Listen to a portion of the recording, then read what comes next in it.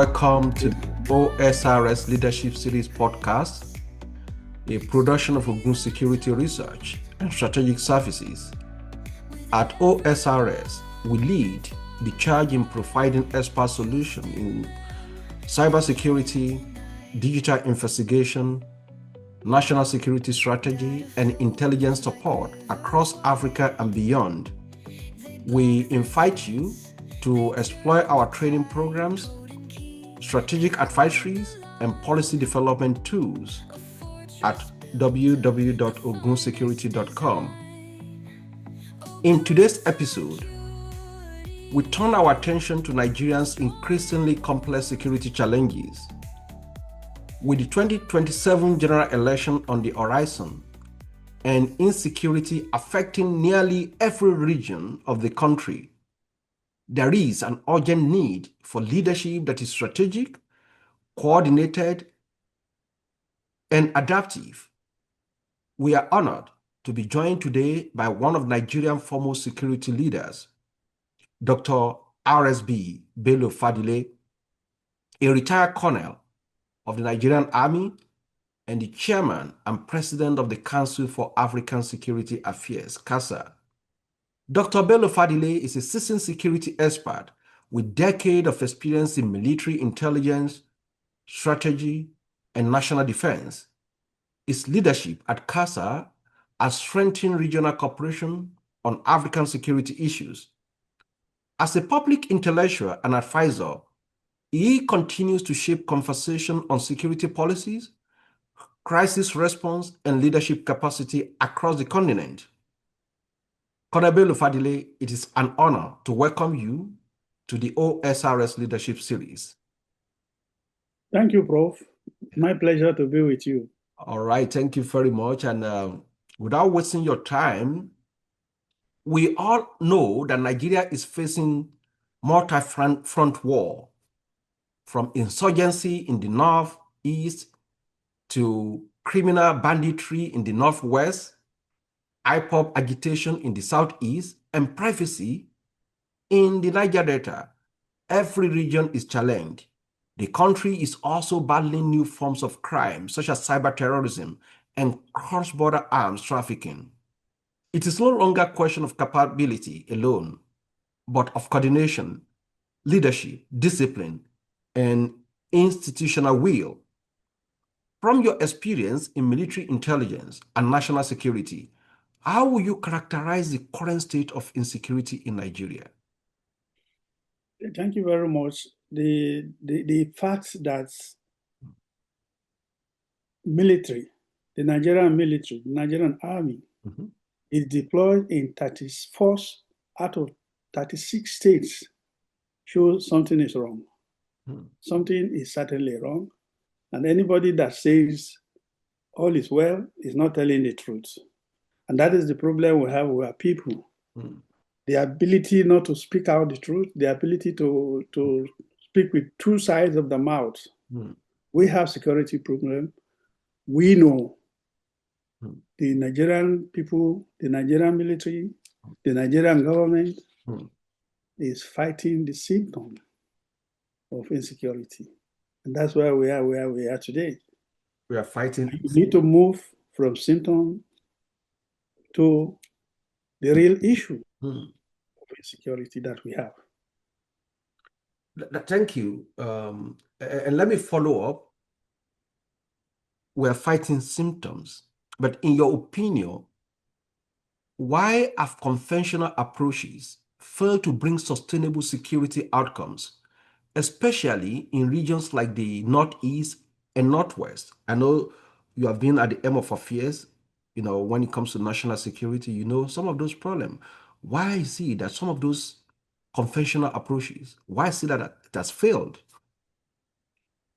First, it is militarized. You are fighting civilians, your citizens, civilians. You forget diplomacy, you forget the cultural nature of the area, you forget the poverty, the illiteracy, and if I may add, the stupidity. Stupidity in there. Take the northeast. Who are the predominant people there? You get me? Yeah. The Borno people. The Canaries. The Kanuri people. You go to the northwest, you have the Hausa Fulani, and you apply the same tactics. It cannot work. There's hardly any Kanuri man or Kanuri house in northwest that doesn't have or know somebody in the insurgency group. Hardly. You cannot find. In any house in Borno that do not have or know somebody who is involved in the fight. So what do? You bring in the military. You antagonize, you drive the people away. They're not ready to come out with you because they see you managing, using force instead of peace building. You are enforcing, you are fighting them as if you are fighting real soldiers. Asymmetric warfare by guerrilla, not in quotes, by young people, Nigerians, civilians. You are using military force on them. It cannot work. You cannot work. The poverty has not reduced. When you claim you clear an area, nothing is done, no rehabilitation, nothing is done in that area. How do you not take the same system, the same doctrine, you take it to Hausa Fulani, who are farmers? How does it work? I got you. No, our strategy is poor. That's right. But what do you think about this insider threat? Just this afternoon, I was going through the social media report, and specifically, Wale Arishekola, he came out with very fundamental question. This woman has been arrested in Saudi Arabia. Aliru is one of the most notorious bandits in the north. He was arrested in Hajj camp. But prior to that, this guy, he did his passport. He did passport for his mother, his wife, and no red flag. And they were able to get everything, not until when the Saudis help us to arrest these people in Saudi Arabia. So what do you say about this insider threat that some people are actually benefiting from that? Yeah, because the people are not ready to share information. You antagonize the people. The husband was actually arrested in Abuja. He was about to board the flight. A kidnapper that is wanted, about to board the flight. How did he manage? Because people don't share information. You antagonize the people. You are not winning their minds and hearts and minds. You see, people or the security agencies, they're not speaking to each other, or some people are there that are deliberately sabotaging the F, because we have all the data in Nigeria. We have BVN, we have everything, and before you can get your passport, all those things are connected to your information. So what I'm asking, do you think some people, the kind of insider threat that some people are sabotaging the effort of the government in not sharing intelligence or deliberately doing that? You see, Nigeria, everybody wants to claim victory for himself. They don't want to share information. First of all, there are no joint practice, joint doctrine, or sharing information. Everybody keeps it to himself, and people rush to the commander-in-chief and say, "Sir, this is what I found." The other one, "Oh, sir, this is my report, sir." No coordination of this issue. Like I said, the people you need to, how many of these agencies have embedded in the society? People that can gather information for them. How many bricklayers? How many mechanics? How many taxi drivers work for them? None. They don't have anything like that. Just military force. Attacking. It cannot work. And then these days, attacking doesn't work. You need intelligence. You need cybersecurity. You need drones to gather information and analyze. There is no combined place where they share information, where you have all the elements of these people. Take for instance, the Air Force goes to bomb a place. The Army is not aware that it's bombing, or he bombs the place and fly back. The people come back. There's no follow-up. There's no coordination. And all you hear is the Chief of Defense Staff is speaking for the Army, is speaking for the Air Force. Where is the Chief of Army Staff? Where is the chain of command? What is the business of the Chief of Defense Staff telling us what is happening on the field. Strategic, tactical things. They want giving us tactical information or tactical briefing. Where is the chief of army staff? Where is the GOC, General Officer Commanding? Where are the people on the ground? These are part of the thing. So because the chief of defense staff is talking, the people on the ground say, okay, continue talking. They won't give him the right information. That is the issue we are facing. Those are the reality. After 911 in the United States, one of the failures discovered by 911 Commission is failure of intelligence, that all these agencies are not speaking to each other, and what led to the formation of the Department of Homeland Security. That's right. I mean, it's so interesting that we don't have a fusion center in Nigeria where all those agencies speak to each other. Anyway, let me ask you again, what leadership attributes are most critically missing in Nigerian security architecture today? Where do I start with that one? Are they properly trained? Do they know the current things, the current event that is happening in the country? That's interesting. Yes, I'm trying to wrap it. Yes, I don't know where to start from. They need complete orientation and complete training. Doctrinal in civil military relationship. You raise a point. The 9/11 led to the Director of National Intelligence in the Office of the President that coordinate all the 2017, 19 intelligence agencies in America. Do we have anything like that in Nigeria? What's those things that you've worked in the office of NSA. So what's NSA doing in Nigerian context? Yeah, well, then now I'm not sure you have SSS working with an Office of National Security Advisor. I am not sure you have anybody like that. I'm not sure you have police. I'm not sure there's monthly meeting or weekly meeting. I'm not sure Minister of External Communication, Internal Affairs meets in the Office of National Security Advisor. I'm not sure. Who briefs the president on current things? You see the Chief of Defense Staff, who has no access to DSS or NIA. He's on his own. What is he briefing the president about? We need a Director of National Intelligence, which is completely different from National Security Advisor, as the setting here in America. That's interesting. Well, let's talk about training and doctrine, because you just mentioned it also. Yeah. Do you believe Nigerian military and policing institutions are overdue for reform? And if that's true, what should we prioritize at this point in time? First, the doctrine, the personnel, the doctrine, proactive, not reactive training, the fusion center, joint exercises by the forces. Because when you say military and the police, I always like to add who provides them the necessary information that they needed. The SSS, the NIA, they need to work together.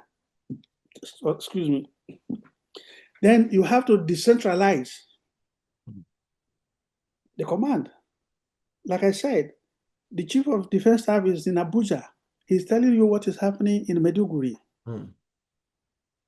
Why can't the people on the ground brief us? This is what we have. This is what it is. So they need that training of coordination. But the father is in Abuja. He has access to all the intelligence all over Nigeria. So probably, is getting direct information from. He doesn't. What about the NIA? Does the NIA come under him? Under the Chief of Defense Staff? No. Does the DIA come under him? No. Does the Inspector General of Police come under the Defense Intelligence? I mean, the Chief of Defense Staff? Perhaps he only has the Defense Intelligence Agency, the CDI, who is directly responsible to the Minister of Defense. Where is the role of the Minister of Defense? Is there any training or anybody in the Ministry of Defense that can say there's a cell that gets a report from what is happening from all those other places? All we hear, the Commander-in-Chief wants to tell us what is happening. He called the Chief of Defense Staff. Where did he get his information from? So there's need for that training. You must institutionalize community policing, not just side talk. It is important. Yeah, that's good.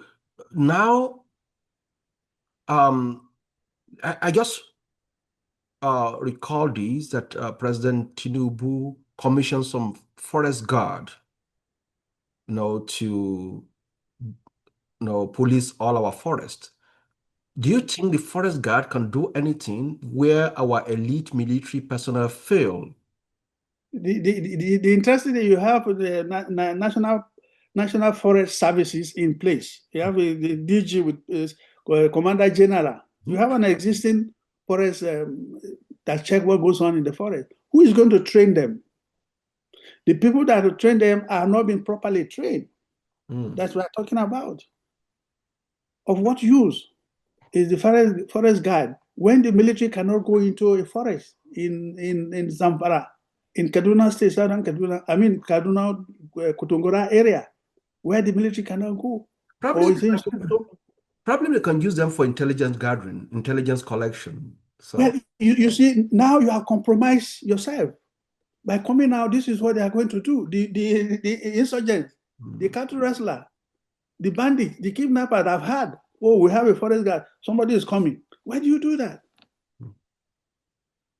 Before they start, you have compromised their job. Well, they are not supposed to be eating anyway.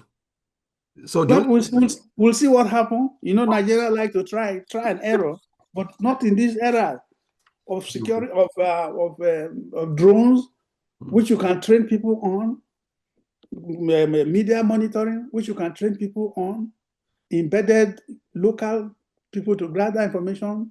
Traditional institutions have been neglected. No mediation, no conflict resolution, just fight. I was speaking to Professor Falani this morning, and we analyzed the visit of the South African president to the White House. I think it wasn't there to beg for money, but it was asking for technology such as drone, exactly. which at this point in time, Africa, we should be able to have gone ahead to have those things within our research community. So we should not be begging for that. Anyway, I will take you to our next question, but before that time, you are listening to the OSRS Leadership Series podcast, powered by Ogun Security Research and Strategic Services. At OSRS, we offer cutting-edge training in digital forensic, cyber threat intelligence, national security leadership, and AI governance. Whether you are a government agency or private sector institution, partner with OSRS to enhance your security posture, and you can learn more about us by going to our website, ogunsecurity.com. And let me go to the next question, Connor. How do we integrate intelligence-led operation more effectively in Nigerian national security planning? Everything's about intelligence. If you don't have intelligence, you are going to be fighting like elephant. So how do we do that? How do we integrate that intelligence-led operation more effectively with what are we going to do with Forest Guard?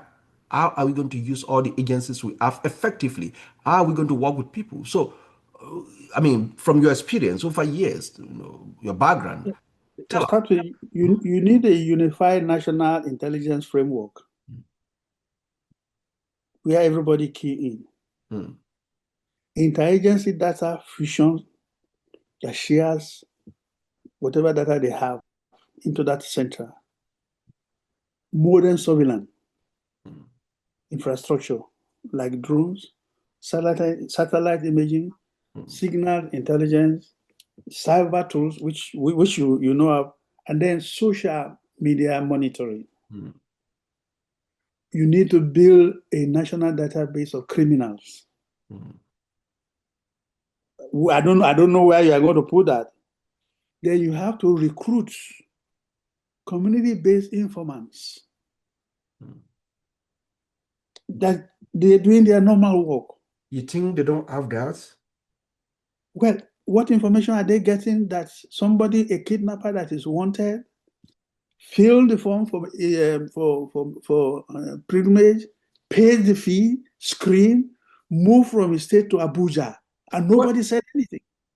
Sorry for cutting you, and that's not the reason why I'm asking that question. Recently, the Chief of Army Staff confirmed that there was a drone attack against the military base, and the person who actually gave information about the military location happens to be one of the people that are already working with the so-called the military, very close to the garrison commander or whatever you call him, their commander there.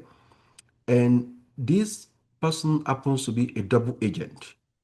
And it was one who actually led the attack against the military base. So are you saying that these bandits and terrorists, they have intelligence more than the military? No, Or you what see, went wrong? okay, let me give you an instance. If you recollect, Boko Haram started in Yobe. And I'm aware that then there were people who were embedded in them in Yobe, who went for training in Morocco, Sudan, Mecca with them. And when it was time to strike, their people were the one. That's how they were able to chase them out of Yobe to Maiduguri. That's I must say, Yusuf, the leader, happens in my chambers. You happens to be his lawyer then. We're also lawyer to the sheriff during his election petition. So I'm telling you this thing from my own knowledge. So it is possible. You can have double agent, but then you have double agent, somebody is also monitoring everybody. I don't think that is the situation now. I don't think so. Well, unfortunately. So let me ask another thing. Anyway, I know I've been working with you on CASA. Thank you for your leadership. But as chairman of CASA, what role do you see for regional collaboration and international best practices in improving Nigeria's internal security? Because we cannot leave it for government alone. The world is no longer in isolation. We are all interrelated. It's a global village. So you need intelligence and border security. Joint operation and training with your neighbors. I can also confirm that we were able to chase, Nigeria was able to chase Boko Haram to conduct the election of 2015 because we worked together with Chad. Chad, actually, we allowed Chad troops to enter into our territory. That was why we were able to liberate the 7 or so local government that they occupied. That is cooperating with your neighbors. That's joint operation because we have done joint training. Then you have to promote peace building, mediation, and de-radicalization at the regional level, not just alone. Nigeria and Nigeria, the border, about 50% of the Nigerians are Hausas. How many? What are we doing with them? Are we mediating with them? Are they sharing information which they used to do? Are they doing the same thing now? That is the collaboration we are talking about. Now, how do you operate alone? Is there any country in the world that operates alone without sharing, getting other people to help in terms of information sharing, in terms of satellite image sharing? It's not possible. Are we doing that? Technology and equipment are what we benefit from international community. I remember there was a time the Chad, when they said the soldier bombarded the Chad, we have to get the images from the satellite that shows what the population, what the life was, and what it was after. That was what we prevented before the International Criminal Court. That cleared us. And look, it's not possible for us to wipe out those people. Where are they? Do we have the satellite to do that? We got satellite information and display it. This is what it was before the alleged killing, and this is what it is now. Where is the mass killing that was being perpetrated? And then we need collaboration on information share. I mean, news media, like the Pope said. Like he said, if you disarm the words that media use, you are indirectly disarming the world. Because the media are also part of the problem. You need to cultivate them. Yeah, that's good. And the use of open source intelligence that you've mentioned, That is right. Before I move to my last two questions, which has nothing to do with military, do you think some people are doing business with this issue of terrorism in Nigeria? Because we've seen some terrorists retiring and they become billionaires. There's no doubt about it. How do they get their food? Okay. How do they get their time? How do they get their fuel? Where do they get the money? How do they spend the money? Somebody is doing business and cutting edges. There's no doubt about it. Okay. In fact, there was a time they said they have the list of those who are patronizing or funding them. Where are they today? Did we hear anything about it? No, I'm actually talking about the military generals. We've seen. Well, I do know there have been cries by the soldiers that the money they are given for feeding, they don't give them, they don't pay them their allowances. They make videos. I've seen videos, and I won't be surprised. And you see, if you check most of them who are there, they move there. Nobody is penalized. Nobody is punished. There's no consequences for bad behavior in the theater of war. Human rights are violated. The soldiers are maltreated. Nothing happened. Okay. With 2027 approaching, so what are the critical steps Nigeria leadership must take now to prevent a breakdown in law and order? Because with the way things are going, it seems the government is trying, but at the same time, we've seen some people sabotaging the effort of government. Instead of going after the bandit and taking them to court to get their justice, they rather focus on people like Natasha Akpoti, who are actually fighting for the kind of the injustice against her. We've seen a kind of declaration of emergency government in River State. So, what are the critical steps Nigeria leadership must take now to prevent a breakdown in law and order as we are moving towards 2027 election? Sincerity of purpose, obedience to the Constitution of the Federal Republic of Nigeria. Winner takes all syndrome should be pushed away. Follow the doctrine of Waziri Ibrahim, politics without bitterness. And then they should be prepared for the best among us to rule the rest of us. As Singapore former president said, that is the saying in Singapore. Let the best in us rule the rest of us. We can do it. We can do it if there is sincerity of purpose. And what will be your message to young Nigerians aspiring to, careers, aspiring and strategic leadership? So people aspiring to be leaders of Nigeria should go to chapter 2 of the Nigerian Constitution. It tells you what you are, which are being breached. Let me read it to you. It's chapter 2, section 13. It shall be the duty and responsibility of all organs of government and all authorities and persons exercising legislative, executive, judicial powers to confirm, to observe, and apply the provision of this constitution of this chapter. Specifically, that is the general one. Everybody must do that.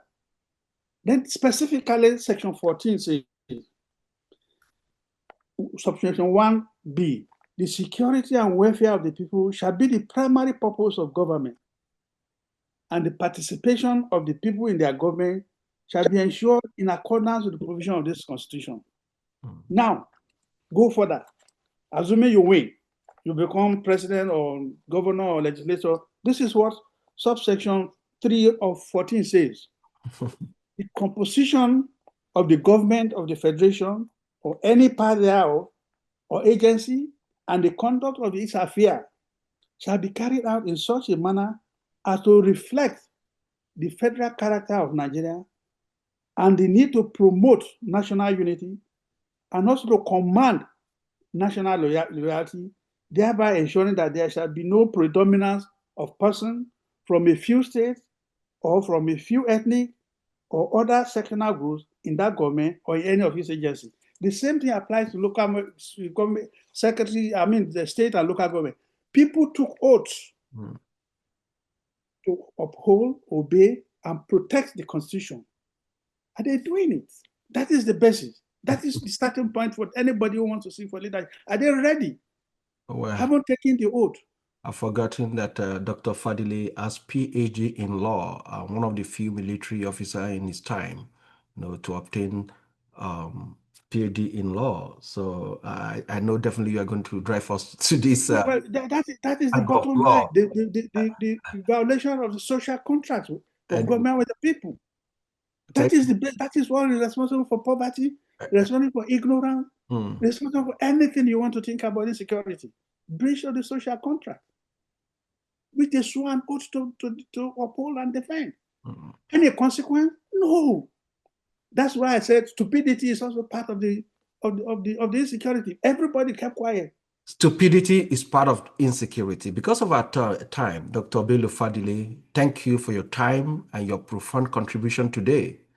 Your reflections highlight that Nigeria's security crisis is not merely about force. It is about leadership, doctrine, and vision. Without a shift from reaction to strategy and from politics to professionalism, the nation will continue to recycle the same outcomes. Well, to our audience back home, this conversation must continue. Security is a shared responsibility, and leadership is the catalyst for transformation. This podcast is brought to you by Ogun Security Research and Strategic Services.